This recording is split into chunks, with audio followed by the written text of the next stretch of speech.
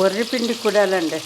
ఉప్పు, కారం, అలాగే పసుపు ఎక్కించేసి ఒక 5 నిమిషాల పాటు అలాగా ఉంచేసామంటే మనకి ఏటవుతుందంటే కారం బాగా ఎక్కుతుంది, ఉప్పు కూడా బాగా ఎక్కుతుంది. చాలా బాగుంటాయండి.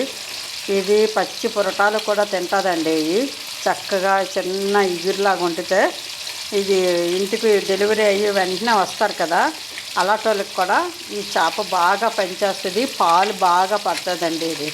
ఈ ఖచ్చితంగా ఇది పురటాల చేప అంటారు. రుచిగా ఉంటుంది.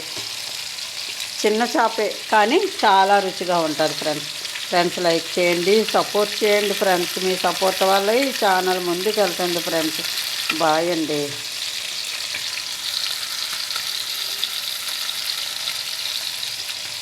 ఈ సీజన్లో ఎక్కువ దొరుకుతాయండి ఈ చేప.